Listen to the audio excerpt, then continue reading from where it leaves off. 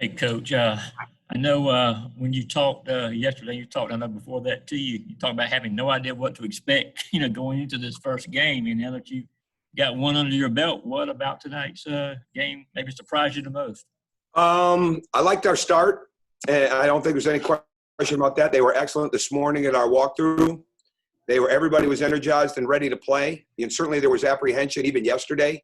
Were we doing this for nothing again, in the sense of were we actually going to play today? I don't mean for nothing, but in the sense of playing a game. And they were ready to go. They were excited to play. And we tried to play a lot of people, which was something that I really wanted to do. And but it quickly became a game with, okay, who's going to be able to make some defensive stops by guarding their man? Where is our help defense going to get better, and who can help make it get better? Who can be on the glass? I wasn't as concerned about the offense today, because I knew if we got stops, we were going to get out and run. And there were too many times, and this is just going to have to work out through experience, we were too slow against their press, first half and second half, where we just didn't absolutely attack it the way that we wanted to.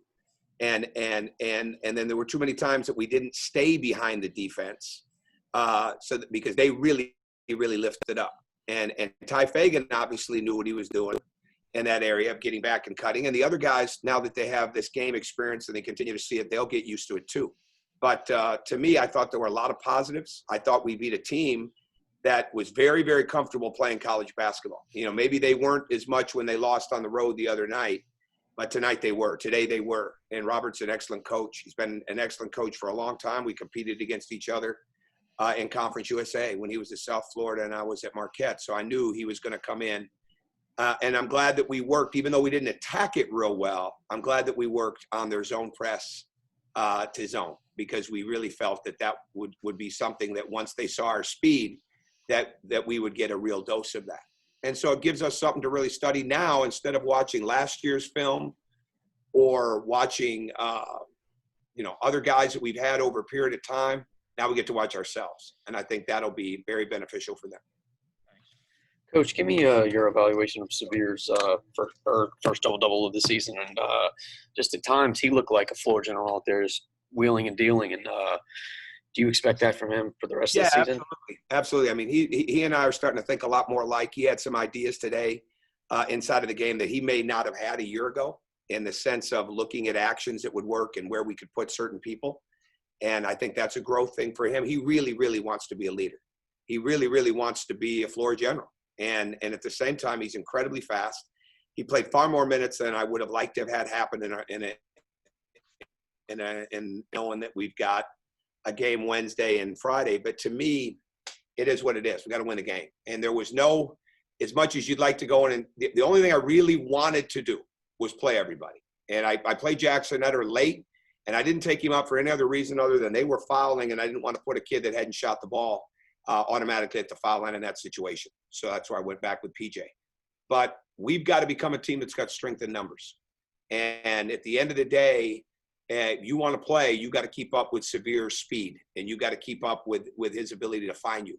Ty Fagan is a great example of that tonight with 21 and how much cutting and work he did there. So I love what Severe's about. I love how he's getting better. I love the leadership. And I also know that I love the fact that he can improve a lot right now. Okay, up next, we're going to go with Andy Walsh and then Mike Griffith. Hey, Coach. I guess just a big part of the offense is pushing the pace. How did you like the pace for the first game of the season after such a long hiatus, especially with all the new guys? Oh, it's got to get faster. There's no doubt. We're going to see zone pressure all year. Once people see the speed, we're going to see press. And I thought, we learned a lot. They came after Severe in the ball screen, and I probably should have started slipping the screens, ghosting the screens earlier than what we did. But I don't ever get fearful that he's not going to be able to make a play out of a trap. And so they did some things to slow our pace down. That's why we've got to be really good defensively. And the fact that they made shots and they were able to set their press, it's always going to be a little harder to get your speed game going in that, but we've got to learn how to. Yeah, Coach. Just want to ask about P.J. Horn. I know early on talked a lot about that he'd be big in the offense. I know today wasn't necessarily his game. Can you talk about just matchups and how things work out sometimes? Yeah, I think he was like a lot of guys. He was pressing a little bit, and that if that first three goes down early, it's another story. But it's different, right? And we've got him guarding on the perimeter more and things like that. But I reminded him at a timeout. I said, "You played the 31 games last year. You're guarding Vernon Carey last year and everybody else that was in that league." I said, "Just relax and play." But they didn't really have anybody like that. So he's got to get better guarding on the perimeter. And he's going to be a driver for us. He's going to be a guy that's going to post and get fouled. But when he lines it up and he steps into his shot, I thought he rushed his shot a couple times early. He's going to be a big factor for us. I mean, he changes the energy level of the team when he's making threes. All right, up next, we're going to do Chip Towers and then Jed May. Yeah, Coach, obviously a double-double for Did any of you people come to the game today? I mean, did anybody come? Everybody's home. What is it? Sunday too. You guys are going to have, you're going to have a certain amount of actual games attended, and we'll go in the ranking of that. I'm kidding. Do what you got to do. Do what you got to do. No, but, a couple of doubles really. What's that book back there, War Stat? What's that about? I don't know. I was going to ask you that the other day. What is that, like a backdrop, or is that for real? Which one? War Stat over there next to Top Dog. Oh, that's War States. I can't see the E. Yeah, okay. It's actually a football book. Okay, I didn't. Southeastern Conference football. Okay. I'm sorry. No, I can only. It's not that I can't read. I can't see the E. I can only see the. I'll clear it up and I'll make sure to take inventory next time. Now I know. I'm always looking for good new books. So, all right, go ahead. Ask your question. I'm sorry. Anyway, the double-double was impressive with those two guys obviously working together a lot, and then the Andrew Garcia factor. I think he, for me at least, seemed to fill the role that I expected for PJ Horn, realizing that it doesn't always go the way you expect. Well, it's both. PJ is a phenomenal shooter. And Andrew's getting better as a shooter. Andrew made 25 threes last year at Stony Brook. PJ made 45, and we need them to at least double those numbers for us this year. But I think what I'm learning when you got grad transfers like this is, as much as we want them to learn how we want to play, right, and the things that we want to do and keep building their skill sets, which I think if you asked any of the three of them, they would probably tell you that they know they're getting better. They know they're getting pushed in different areas to have different skills that they may not have worked on in the past. But I think the most important is, and I think Andrew showed this, let them play the way they're most comfortable playing. They had 22, 23 years of life before they got here with us, right? And how they learned to play the game. So we're trying I thought Andrew did a great job of just playing to his strengths, playing the way he's built to play, but he also knows every day we're working to stretch his game. And I think that's what we've got to do with Justin, PJ, Ty McMillan to a degree, and certainly with Andrew. Thank you. Hey, Coach, kind of sticking with sort of on Andrew Garcia. It seemed like when things were going rough a little bit toward the end of the first half, he scored, I think, 6 or 7 points in a row. Ty Fagan had some big buckets, to halt some Florida A&M runs. Veteran leadership from guys like that, I guess, how important was that tonight, and how important is that going to be for older guys like that as the season goes along? Well, it's going to be very important. But see, I've said this so many times, and this is a definition of it. I always say the game is always giving you something, right?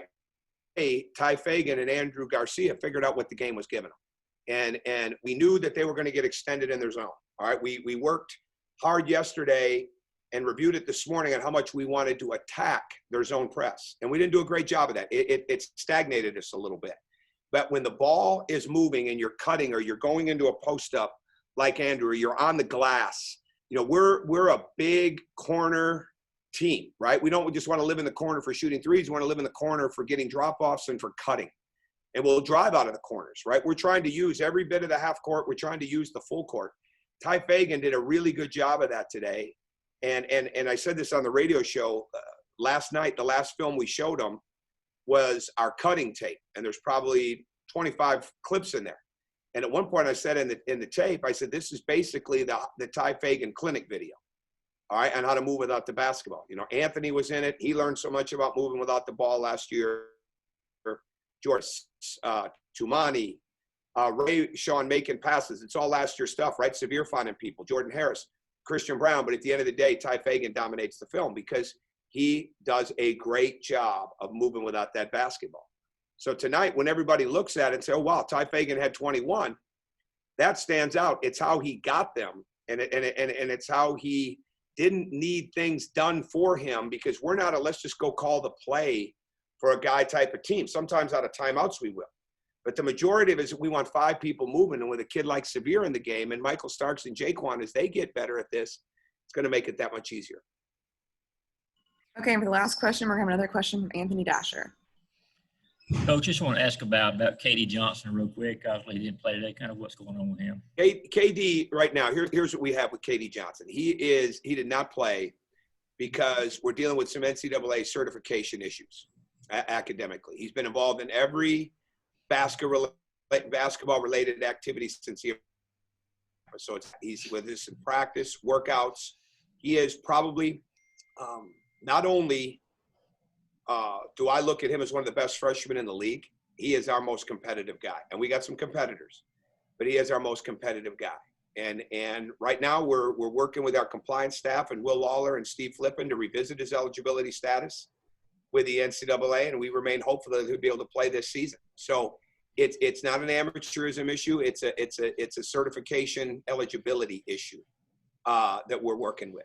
And the most important thing he can do is control what he can control, just like everybody else. And I appreciate his attitude. He's worked very, very hard in this. And if he was able to play, you'd see him from the beginning, or you'd see him real early, because he is one competitive. He changes the energy of our practices many, many times with his competitive level. And frankly, it was a little different for everybody not having him out there today too. And we're just going to have to get used to it. But at the same time, we're working with compliance, and we're going to see how it turns out. All right, thanks so much.